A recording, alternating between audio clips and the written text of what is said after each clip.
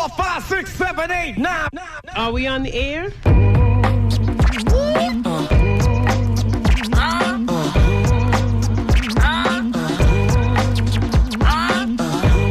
This is a Missy Elliott exclusive. I came to bring the pain hardcore to the brain. Good morning and welcome to Tuesday Cafe on WMNF. This is not Missy Elliott. I am Janet Scherberger. I'm filling in today for Sean Kinane.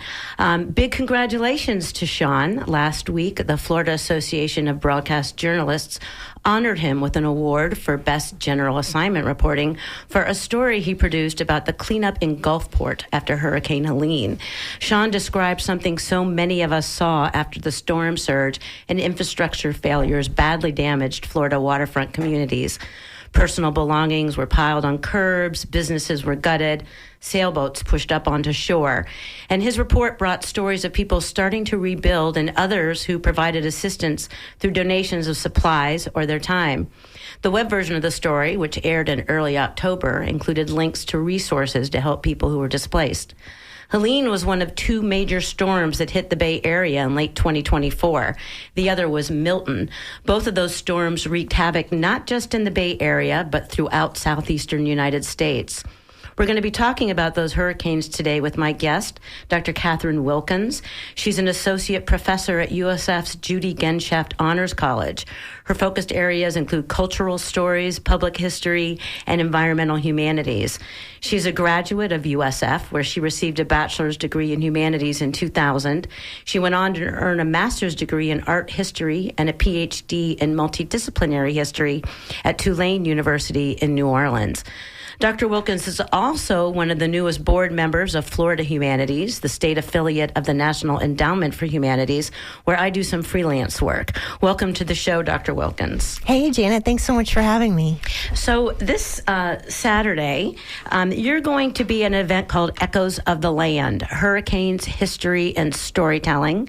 It goes from 4:30 to 7:30 p.m. at the Tocobaga, did I say that right, Tocobaga? Yes, you did. Archaeological site near Boca Ciega Bay, and that's close to Treasure Island Beach. Mm-hmm. We're going to talk more about the event later and also about the Tocobaga site. Sacred Lands is what the That's right. That's the name of the nonprofit. The site is also known as Jungle Prada. Okay. Yeah. We'll talk more about that later. But first, we're going to talk about one aspect of the event that I find particularly intriguing. Dr. Wilkins is going to be collecting oral histories about hurricanes Helene and Milton. They're going to kick it off at this event on Saturday, but it's an ongoing project. Tell us about the project. What are you doing, and how can people participate? Well, Janet, you mentioned the great reporting that WMNF did about Hurricane Helene and its lasting impact on our community. We haven't seen storm impact like this in decades, and Pinellas County has been and is currently in the process still of being transformed as it recovers from these hurricanes. So my goal in collecting people's stories about the storm and its aftermath is to document this for future generations, especially as we see shifts happening in the identity and culture of the community around us. I want to make sure that we are able to preserve as much of its current character as we can. So this is an oral history project about hurricanes, but you've done other oral history projects. What are those? What are some other oral histories that you've collected? Yeah, thanks for asking. So back in 2017, I started a partnership with the Gulf Beaches Historical Museum out in Pass-a-Grille. And my students at USF were doing great things like digitizing the collection of the museum and going out there and collecting new artifacts, so to speak, essentially recognizing that history is happening every day all around us. And my students since 2017 have been working on different kind of thematic research projects related to the history of the Barrier Islands. They've talked about things like the civil rights movement in the 1950s and 60s and how that relates to St. Pete Beach being a sort of informal sundown town. So they've, talked to folks who experienced racism in the beach communities during that time and how things have changed or not since then.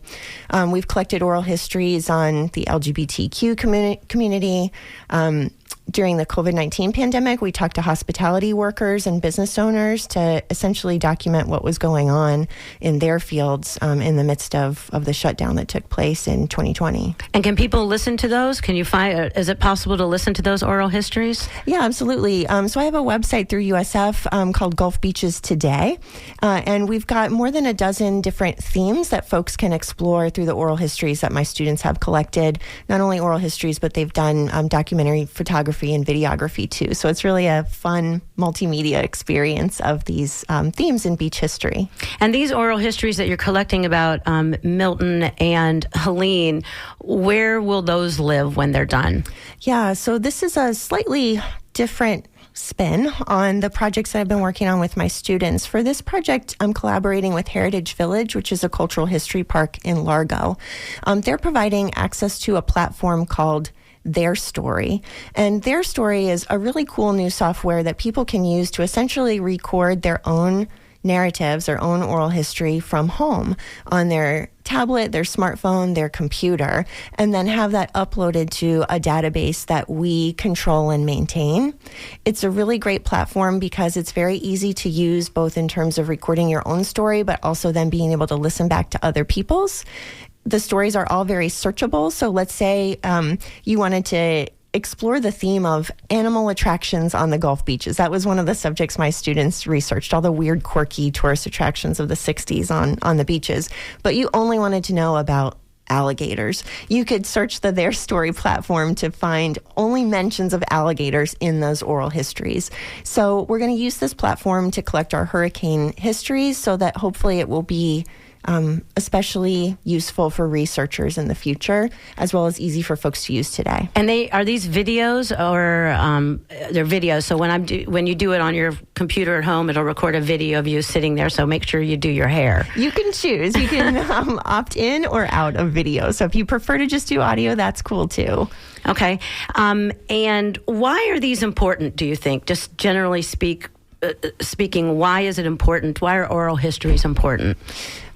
When I started studying history as an undergrad, it was kind of a traditional type of history where you were memorizing dates and battles and names of, important generals and presidents and kings and things like that. But the field of history has undergone an amazing shift in the last, let's say, 50 years or so, recognizing the importance of the history of everyday life and the experiences of regular people from a diverse range of identities and perspectives. So much is lost in our knowledge of the past because we didn't always do a good job paying attention to what those experiences were like. And so oral history is an attempt to essentially try to capture those stories of the lives of everyday people and really create this beautiful fabric, a nice quilted view of our present day that researchers in the future can look back on to really understand how folks from all different walks of life experience important historical events like our hurricanes. Are you going to transcribe all the interviews? The software does it for us. It's amazing. So, okay, because I always worry about these kinds of things, like what about when the technology becomes obsolete, or whatever, because I feel like that is something that happens frequently. Yeah, so Heritage Village, which is a county-owned property, Pinellas County owns and maintains Heritage Village and has paid for this software license. Thank you, Pinellas County. One of the great things about Their Story, they researched it extensively before kind of opting into using this platform, but it allows you to download all the files as well, so we can have basically backup storage. It's saving them on multiple servers, basically replicating the data to ensure that it is preserved and protected for the future. So I invite you, our beloved listener, to call in. You can call 813-239-9663, and Ike will get you through to us. And you can share your hurricane story with us, your Hurricane Helene, your Hurricane Milton story with us. You can also email us at dj@wmnf.org or text us at 813-433-0885. And again, that number is 813-239-9663 if you want to call in and tell us your story, experience of Helene and Milton. We'd love to hear it. For the purposes of the oral history, they're very specific questions. You have 6 or 7 specific questions that are prompts that you're asking people so that it's consistent, I guess. That's important to have that consistency. That's right. And of course, folks can riff if there's important details that they feel are not captured by responding to my questions. Please share additional details. But my thought in creating some structure around these interviews is that then we would have kind of a comprehensive body of knowledge about the storms that talks about the before, during, and after. Okay. So again, that's 813-239-9663 if you want to call and tell us your hurricane story, or you can email us at dj@wmnf.org. So I have the 7 questions, and the first one, pretty straightforward. How long have you lived in Florida and where? And I'm going to share my story. I have lived in Florida, oh my goodness, for a long time, for 44 years now. And most of that time I have lived in South Tampa area, though when we first moved here, I moved to Feather Sound, St. Petersburg. How about you? How long have you lived in Tampa or in Florida? Yeah, I was born and raised in St. Pete and moved away for about 15 years, but was very glad to relocate back home in 2015.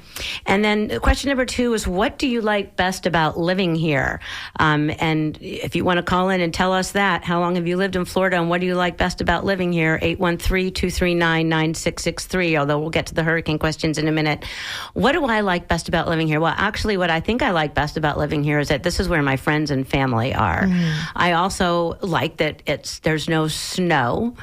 And I love the beaches. I feel so lucky that we live in a place where people come from all over the world to go to these beaches, and they're 20, 30 minutes away from me. I get to go there, and the sunsets are beautiful. And I know that they got destroyed. That was one of the most heartbreaking things for me during those hurricanes, to see those images of some of my favorite beaches. Yeah, I hear, Janet, in your story, what I've heard informally and anecdotally from so many people, right? It's the environment that draws us here to Florida, and specifically the water. People love the beaches, just like you said. And I found for myself personally, my experience looking out at the Gulf of Mexico changed after the storm, right? Something that was beautiful to me suddenly was destructive, and I really didn't want to look at it or see it. It seemed much scarier and much less placid than it had in the past. So going to the beach used to be like my happy, calm thing to do. And even now, I'm just now starting to enjoy and appreciate it again. I haven't been back since the storms, and I feel kind of guilty about that. I feel that I should go and patronize it. So maybe this weekend, that'll be my opportunity. If I come to the festival, I'll be right there. So question 3 is, what has your experience of hurricanes been in Florida, and has it changed over time? So the first hurricane that I remember was 1985, Hurricane Elena. Yeah, and it was a weird experience for me. I was going through some personal turmoil, so it sort of reflected what was happening in my personal world, that there was this chaos going on all around me in our community. But then one of the things that I remember specifically about it was that we went down to Bayshore Boulevard in Tampa, which was flooded, and people were jet skiing up and down Bayshore Boulevard. So that is something that hasn't changed. People still, and I just want to say, never gets old, the oddity of seeing people kayaking, canoeing, jet skiing down a city street. So that has not changed over time. One thing that has changed specifically is, and then there was the year 2003, 2004, when we had hammered with hurricane after hurricane after hurricane. And at the time, I was a reporter for the St. Petersburg Times, Tampa Bay Times. I don't remember if they had changed their name yet at that point, but I was a reporter. And so I had an editor who said to me, the eye looks like it's going to go over somewhere around Brandon for one of the hurricanes. Could you go drive there? Oh, my gosh. And I was like, sure, yeah, I'll do that. So I drove my car down there to see, I was going to report on what the scene was like. And then it's windy and crazy and all kinds of stuff going on. And I saw a tree down across one of the roads. I go down a road and there's a tree down, and I realize this is dangerous. I need to not be here. I don't care what my editors want me to do. I need to go home. And I did. I left, got away from that horrible part of the storm. And then later, my daughter and I went out, when the storm had passed and, the electricity was out, we went out looking for food. And then I realized something to eat, find a restaurant with electricity where we could get food. And then I realized that I had a gas stove and I actually could have just cooked at home if I had wanted to. Who wants to cook? Hurricanes are a great excuse to go out. Yeah. And then, has my experience, has it changed over time? I guess, it's not new to me anymore. It's not, I'm not a reporter anymore, so I'm actually just preparing and doing what I need to do. One of the things that hasn't changed that's consistent for me is that I'm not a panicker. I don't panic. I'm not panicking when the storm is coming for most of the time. But there's always a moment at the end where I start freaking out and feeling like this is going to be horrible. And I envision myself on the roof of my house with the water rising all around me. And I get just this moment of intense fear. So that's sort of the process that I go through. I'm interested in that and can relate a lot to the calm before the storm, so to speak, and then the little moment of panic towards the end when you realize the intensity and power of nature. I'm interested in hearing from folks about like how their level of preparedness may have changed over time, if they're feeling more complacent about storms after 2024 or more anxious about their increasing intensity and frequency. It seems like we're getting more impact, but in different ways maybe than we did in the past. So I'm really curious to hear what comes out of this oral history collection about how our community collectively is feeling about storms past, present, and future. Well, that's 813-239-9663. If you want to share that story, what are you? How are you preparing differently? Are you viewing the storms differently over time? Are you worried about their intensity? You can also email us at dj@wmnf.org. So question number 4 that you ask is, what did you do to prepare for these storms of 2024? I do not go buy bottles of water. I find it to be a little nutty that people go out and start buying all this water. I fill up every container I possibly can and make sure I have lots of water.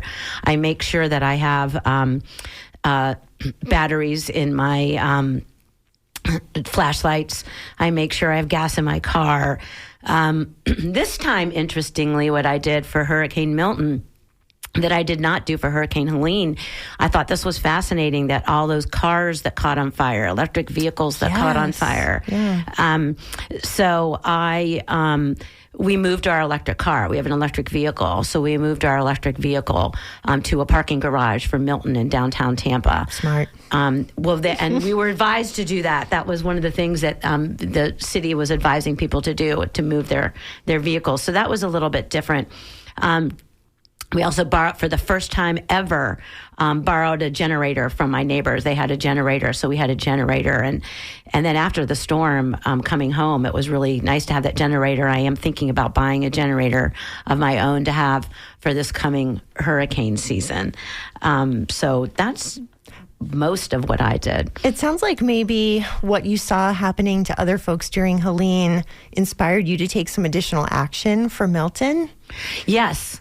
That is 100% true. I mean, Helene was so shocking and so overwhelming that, and it was, Milton was scary coming back so much sooner, and we were still traumatized. It was I did way more for Milton. What shocked you most about the Helene experience? Well, just all the water that people weren't expecting, places where people were not... you're interviewing me. Places where people were had not planned, didn't think they were going to flood. They were not in flood zones, and their homes were flooding because of, in a lot of ways, because of the infrastructure not being able to handle it. I mean, that's the other thing that I feel like that we're experiencing right now is that our infrastructure is 50 years old, more than 50 years old. It's at the end of its useful life, and not able to accommodate the water. And it is just that idea of the intensity, what we're seeing with climate change and feeling, that these that whatever the 100-year storm is all of a sudden coming. Is this it? Is this the one that's going to get us? That's a great point about the infrastructure. I think that illustrates well how hurricanes can sometimes reveal things that are present in our everyday lives and societies that are hidden, that we don't think about. We're used to them functioning well, like our infrastructure.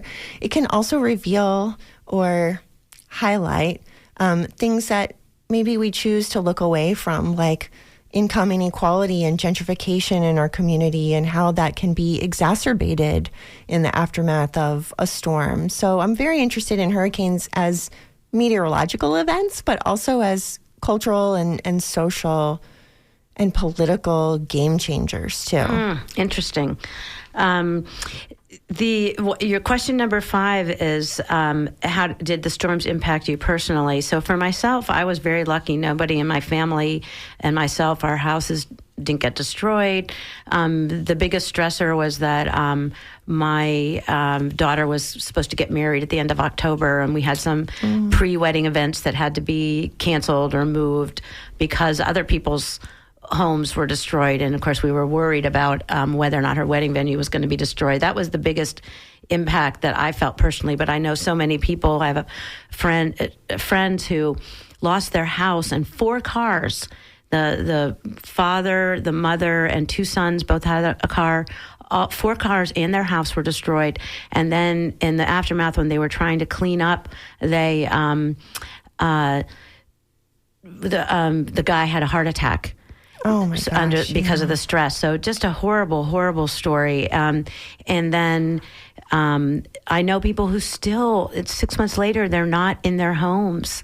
They're still not in their homes. People who have been waiting to get money from their insurance companies and, renovated their home, but then couldn't afford furniture to replace their furniture. People whose businesses are still not open. A friend who has a restaurant on the beach, still not open. So people who are having, real impact personally, very, personal impact, still 6 months later, still suffering. And we're, a month away, 6 weeks away from the 2025 hurricane season. Yeah, you're right about that, Janet. And I appreciate that you're sensitive to and aware of the continued impact of the storm on our community and just the pace of recovery. I think if you're not right on the front lines, if you're not out there in Pinellas County and specifically along the Gulf beaches, it could be easy to forget that this happened. I encounter tourists all the time in St. Pete who are like, oh yeah, you guys had a hurricane here last year, or why is this place closed? Just totally oblivious, right? Out of sight, out of mind. And I appreciate that you're helping shed light on the fact that there are still a lot of people in our community who are hurting and who are still in the midst of their recovery. And that's just those 2 hurricanes. I mean, there are people up in the Panhandle who are still recovering from Michael. There are things that they still have not recovered. Businesses haven't recovered. Landscape has changed. We talked a little bit about how, the storms have impacted our community. One of the things that I thought was particularly interesting about Helene and Milton, that was my experience when there was so much devastation all around, so many friends and neighbors who were suffering, was this sense of community, that this outpouring of assistance. I gave so much money, so much time to people who were less fortunate than myself. I would, without hesitating, through Venmo or whatever, and Zelle, and doing people's laundry, letting them use my friends who lost 4 cars. I let them drive my car until Milton came, and I had to take my electric vehicle, our other electric vehicle away. And I was like, I need my car back. But it was just outpouring of, it was an interesting time. It was also very interesting in that week when there was no electricity and no gas and no food. It felt very Mad Maxy, people driving around, everybody looking for gas. We found the restaurant down the street from us, there was the owner was there with a truckload of 5-gallon gas cans and like, man, you better protect that. People are going to be trying to grab that from you. And they were very kind and gave us one for our generator. So it was interesting, that weird post-apocalyptic feel all around us, as well as this bringing together of the community, and nothing really mattered other in a way than our survival. It reminded me of after 9/11, of what it was like after 9/11. I think that you see the best and the worst of your community in the aftermath of a disaster, natural or man-made. There were also, I think, a lot of interesting evacuation stories. I had personally, we evacuated to a place, very kind people let us go there, and the gentleman we were with had dementia and kept saying inappropriate sexual things. I have another friend who evacuated to a nudist colony. Someone else told us about evacuating at a previous hurricane to a hotel that allowed animals. And they had let everybody bring their animals, but then when the hurricane was about to hit, made everybody go to the ballroom with their animals. So it was like a zoo with people with rabbits and cats and dogs and birds all like gathered together. In like Noah's Ark. Like Noah's Ark. Beautiful. Right, exactly. Yeah. That's so funny. So your last question that you asked is, what do you think the future looks like in our community, especially as it relates to hurricane recovery and extreme weather events going forward?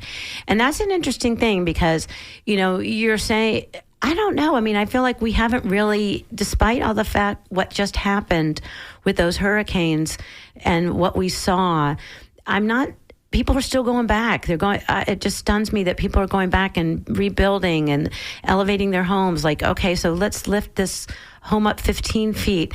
Is that really going to help? Is that in 20 years? Is there a hurricane? It's not going to matter if your house is lifted up 15 feet. The storms are going to keep coming higher and bigger. And, just because there's no stopping that water from coming in. Mother Nature is bigger than all of us. It doesn't matter how many walls we build, how much drainage we build, how high we build those houses. There's no stopping it. The shoreline is closing in on us, just the way it went out and went back in over the millennia. I mean, that's just what happened. Yeah, that's a good segue maybe to talking a little bit about our event that's coming up on Saturday, because Florida's first people, indigenous people in Florida, did not have permanent settlements on the barrier islands. They knew better. They knew that these are basically sandbars that protect the mainland from extreme storms. So we're the ones who are foolhardy, perhaps, in choosing to build out there. Having said that, both sets of grandparents built houses on St. Pete Beach in the 1950s, and my grandmother's house flooded during Helene. And it's been a very difficult decision for my family what to do with this place that, we've called home. We've had every holiday and family dinner there for the last 70 years. And I definitely understand how hard it is to let go. Well, what else? That's one of the things that's going to be discussed at this event, is what the indigenous people did to prepare. So did they know a storm was coming? How did they know a storm was coming? I mean, we've got Dennis Phillips and Jeff Berardelli to tell us, but what did they do? How did they know? Well, I wish we knew what they knew. Probably our best source is the current indigenous folks in Florida, the Seminole and Miccosukee, who can talk about, what their ancestors did to essentially read signs in their natural environment. But I think we can also safely assume that decades and centuries of experience and stories of ancestors played a really important role in helping folks understand what hurricane season was and how we might be able to anticipate a storm coming, and definitely to build your settlement in such a way that, regardless of if it surprised you in the middle of the night or not, you are going to be largely safe and ready for it. So tell us a little bit about the Sacred Land site. So we talked about how it is it's the Tocobaga Burial Grounds. Not burial. Okay. Mm-mm. All right. No, thank you. Thank you. Okay. But there are mounds there. Yes, there are. So the Tocobaga were the indigenous people in Florida during the Mississippian mound building era. So this is a time period all across the southeastern United States when cultures throughout the region were building earthworks. We're making mounds, essentially. So the Tocobaga lived in this area between about 900 and 1600, and they built mounds all around their largely coastal settlements, on the mainland, though, not on the barrier islands. So Sacred Lands is a 3-acre property. It's on the eastern shore of Boca Ciega Bay. And originally there was a village site running probably about 2.5 miles up and down that coastline. There's evidence that there were mounds lining that coast of Boca Ciega Bay. In the early 20th century, most of those mounds were destroyed. They were used as fill and foundation for roads and houses. This was at a time when people didn't recognize or appreciate their historic and archaeological value. However, Harold Anderson, who was a builder in St. Pete in the early 20th century, bought this 3-acre site in 1940 with the express purpose of preserving the 2 large Tocobaga mounds that were still there.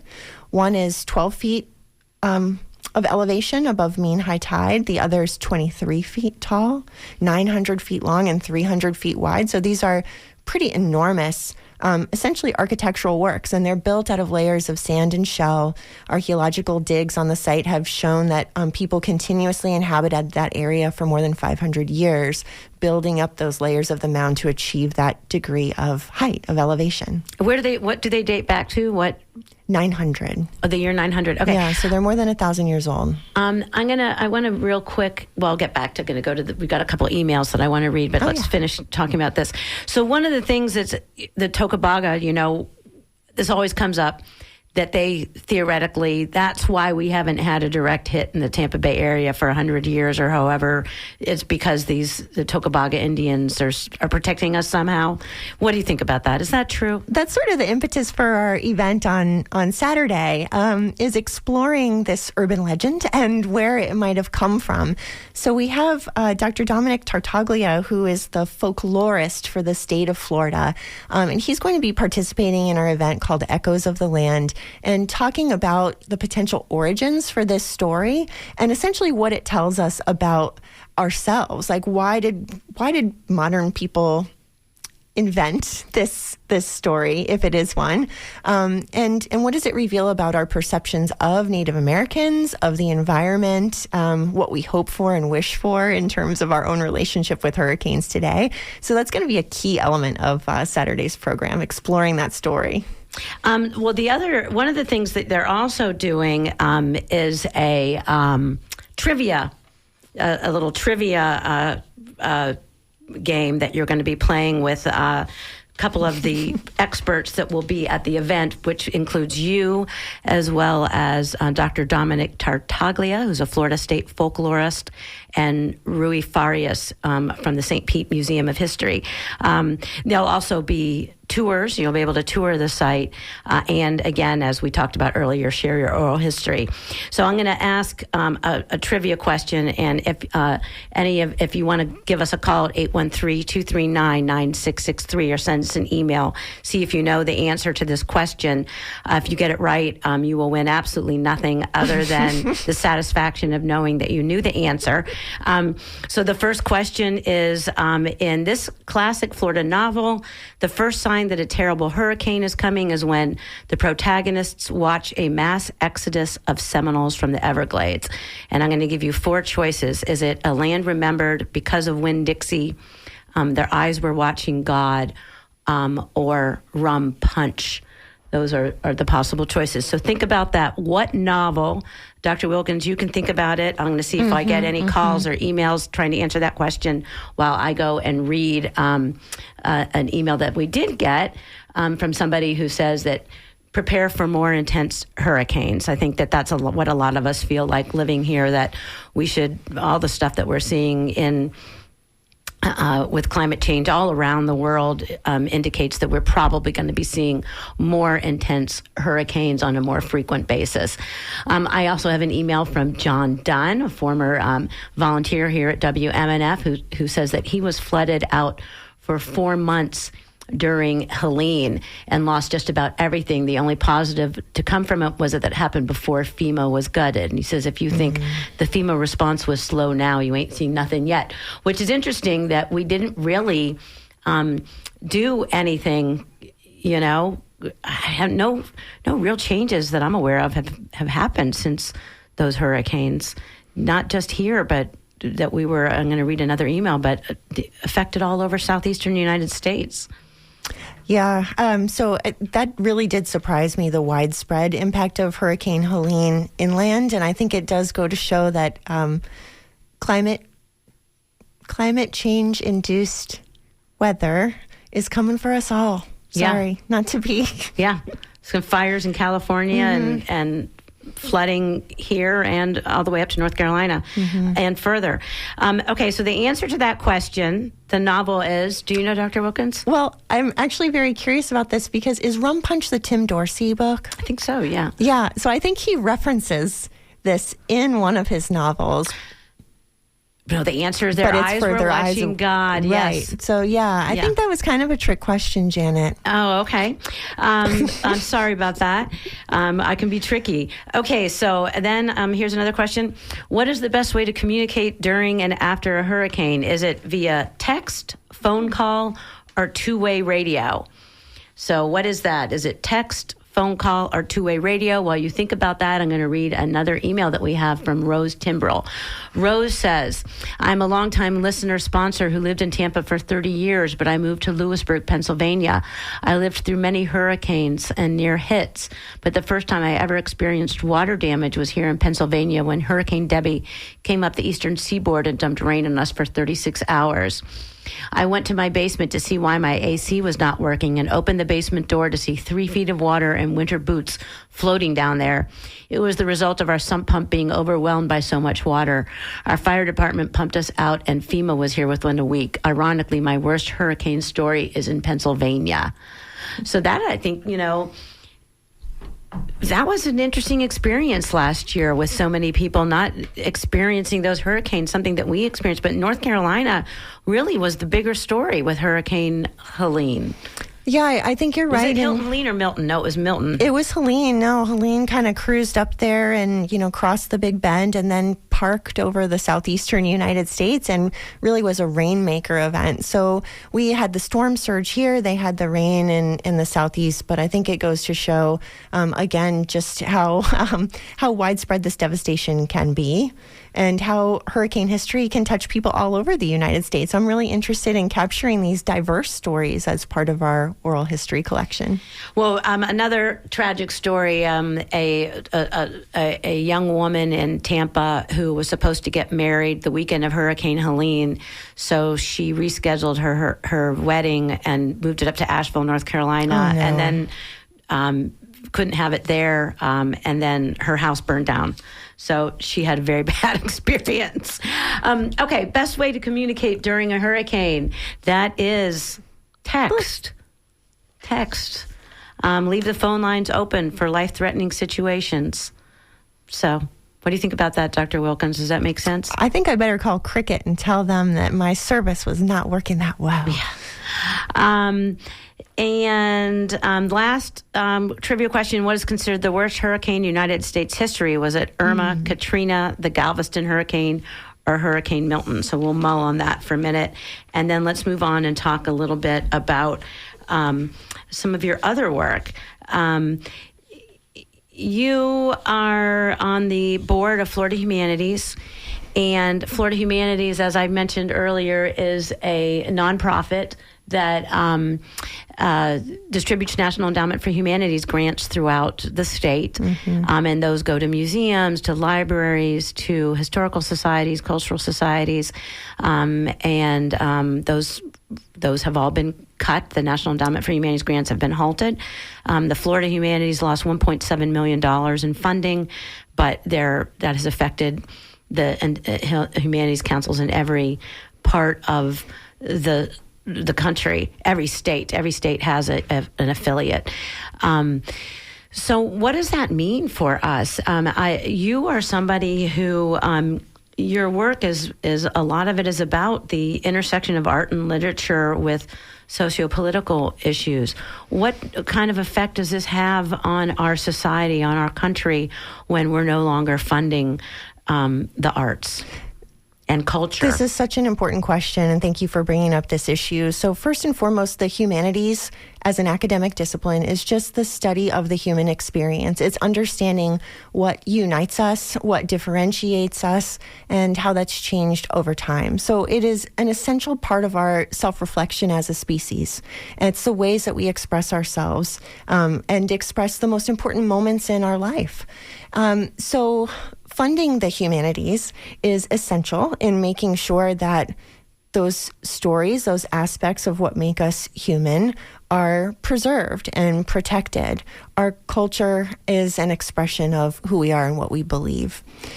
It's devastating that funding for the humanities has been cut at a federal level and that we are seeing a very significant trickle-down effect locally and in states all across the country. Florida Humanities is a very well-run organization, and they have a plan to be operating essentially as a skeleton crew and trying to maintain the good work of connecting Floridians to our heritage and to our culture. So I'm very grateful to the leadership of Florida Humanities for that. Having said that, it's going to be really hard to do without a lot of money. We're going to need individuals that care about art and culture to step up and support Florida Humanities, to write to their legislators and tell them how much they value the resource that this is for our community. I'll just say from the example of Heritage Village, my partner for the oral history collection, Sacred Lands, where we're hosting Echoes of the Land, both of those nonprofits have been recipients of Florida Humanities grants over the years that have helped build new exhibits at Sacred Lands to develop an exhibit to share with the public the important archaeological history of the site. At Heritage Village, to create 360-degree virtual tours of the historic structures at that property. Sacred Lands just this past year received what's a very small dollar amount grant in the grand scheme of things for the federal government, $11,000 from the NEH for a disaster recovery grant in the aftermath of Hurricane Helene to help conserve and preserve 1,000-year-old artifacts that were flooded under 8 feet of storm surge and muck that were recovered, and we were trying to clean and restore the museum on the property. That funding was terminated as well. So we lost that grant as part of this federal clawback of funds. So that's the kind of project that is being put to the side. Yeah. Yeah. And then what they're doing moving. So it's about $65 million a year, I believe, that the NEH was distributing nationwide. So relatively speaking, a small amount, and yet it got doged. And what they're talking about doing with that funding instead is American Patriots statue garden is what they want to do with it, as well as more patriotic programming. So more to come on that. Who knows what's going to happen? And the National Endowment for Humanities was created 50-some years ago by Lyndon Johnson as part of the Great Society efforts, with the idea being that more arts, more culture would enrich all Americans. The funding has gone up and down over the years. In the 80s and 90s, we went through similar to what we're going through now, the whole political correctness thing. And so the funding was cut back a little bit. And then also there was some concern about offensive work being funded. So they stopped giving grants to individual artists and started giving grants instead to organizations. So that's sort of the history of the organization. It'll be interesting to see what happens next. Will it be completely dismantled? Will it go away? It looks like maybe not. Maybe it's just going to go to, again, patriotic programming and statues to people who Donald Trump deems worthy of recognition, sort of a response, I think, to the removal of the Confederate monuments.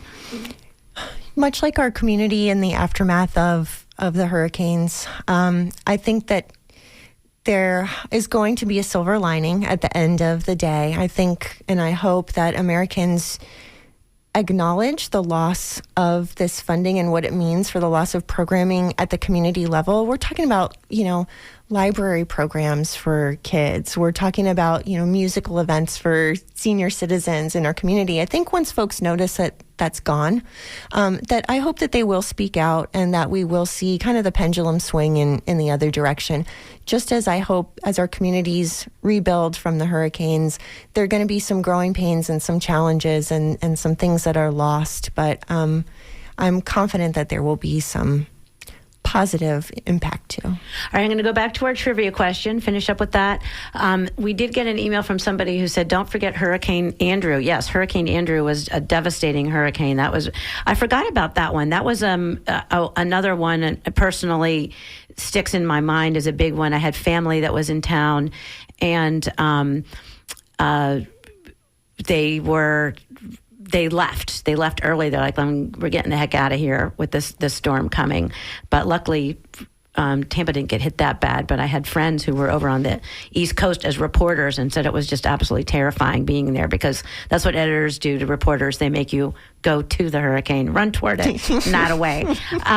So the most devastating, the worst, what is considered the worst hurricane in United States history, Irma, Katrina, the Galveston hurricane, or Hurricane Milton. It is the Galveston hurricane. 8,000 people died in that hurricane. That was in 1900.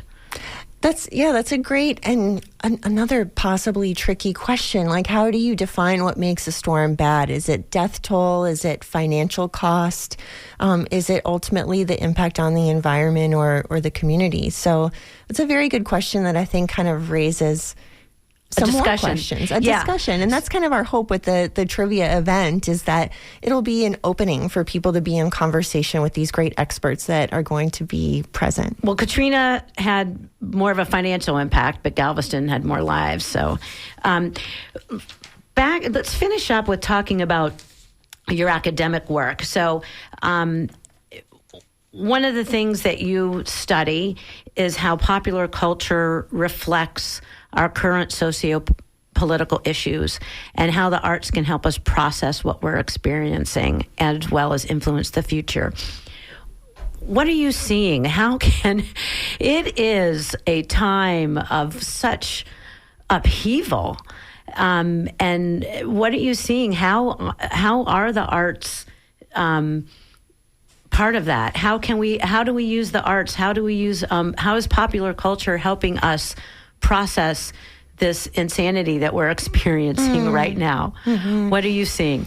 Yeah, I think art and literature are wonderful ways to try to make sense of a world turned upside down. And whether that world is upside down because of a political situation or because of a hurricane, I have the utmost respect for artists and writers and musicians who can essentially speak to the really deep and often conflicting emotions that beset us when we experience things like that, and help us see the bigger picture, kind of help frame it in that context of human history and make sense of what it is that we're going through, and help us see the similarities between our experience and that of others. I think that's the great gift of the arts. Well, one of the things that's happening right now is that there's a whole genre of literature, the cli-fi. Yes. That's happening. Is that something that's on your radar? It's got to be as you're studying this. Yeah, I have a wonderful colleague in the Honors College at USF. I'll give a quick shout out to Dr. Andrew Hargrove, who is teaching a class right now called Solar Punk. And his class looks at cli-fi, but not necessarily the really dystopian stuff that, predicts a terrible, scary future for humanity. There is plenty of that type of literature and film out there. But there's also this fabulous subgenre, solar punk, that is focused more on envisioning a positive future, one in which people are experiencing climate change and are really motivated to act. And a lot of the examples of film and literature in this genre try to inspire younger people to dream about a better future and not just resign ourselves to the doom and gloom that seems inevitable, but to recognize our own power and potential to change it. Right. Well, so that's one of the things that you talk about is how does it influence our future? Mm-hmm. And certainly science fiction in a lot of ways has helped us, things that were science fiction with, putting air quotes around the word fiction, become our reality, become nonfiction. So in that solar punk, in that cli-fi, are people doing things like not building in coastal high hazard areas, maybe taking a clue from the indigenous people and not living in those areas that are going to flood over and over and over again? Yeah, that does seem to be something that is happening more in fiction than in real life. I've been a little bit disappointed to not really see any local governments talking about things like managed retreat in the aftermath of the storm. There's managed retreat, why. Let's talk about what that is. Managed retreat is relocating people. Yes, saying, exactly. Let's relocate people. Let's not rebuild. Right. In places where we're seeing chronic and repetitive flooding, recognizing the folly in continuing to rebuild there. And of course, it's a really complicated issue. It's expensive to do it. And there's the whole loss rights. of community. There's property rights, exactly. And so there are a lot of factors to weigh and to consider, but to not even see it being discussed is a little bit disappointing to me personally. And what about, we're talking about both climate, but just in our world, do you anticipate changes in our popular culture and literature based on what's happening just politically in the world right now? Yes, definitely. Yes, I mean, it'll take a while. It's only been a few months, so it'll take a while to write that novel or produce that movie. But I would think that we're seeing a change in history. It's a rich time, right, for artists and writers to be able to explore what is happening in our society right now. I think, as you said, it feels like shock after shock from the political sector, the social sector, the environmental, but artists and writers are resilient folks, and I'm sure that they are going to help us reflect on this time and make sense of our experiences. Well, and one of your favorite courses to teach, I read, is New Media, Art, and Culture. So you're looking at this artistic and social impact of things like everything from photography to video games and virtual reality. Yeah. What's happening in that world with virtual reality, and how does that relate to your oral history work in any way? Thanks for bringing that up. So this course basically takes a long view of technology and its impact on culture, on visual art specifically. And what I tried to do is show students that many of the fears that we have about contemporary technology, whether it's AI or VR, are really not that different from the worries that people were expressing in the early 19th century at the time when photography was invented. And so, what can we learn? What does that tell us about consistencies in our attitudes as a species towards something that is new? What have been the pros and cons of media development over time? And I would say, the largest pro over the last 200 years that we've seen is democratization of culture. That a lot of the new technology that has emerged in that time, whether it's photography, film, television, the internet, has been about not only giving more people access to culture to consume, but more people the power to create it. And I think that we should keep our eye on that as maybe the bright spot, the silver lining, the bit of optimism that we might have at the same time as we're sort of beset with concerns about the ethics of AI, for example, and what it might be doing to our jobs and our culture, is thinking about the ways in which it could put power in the hands of more people to do good work and to free them up for other pursuits that make life meaningful. Well, thank you for being with us. I appreciate it very much, Dr. Wilkins.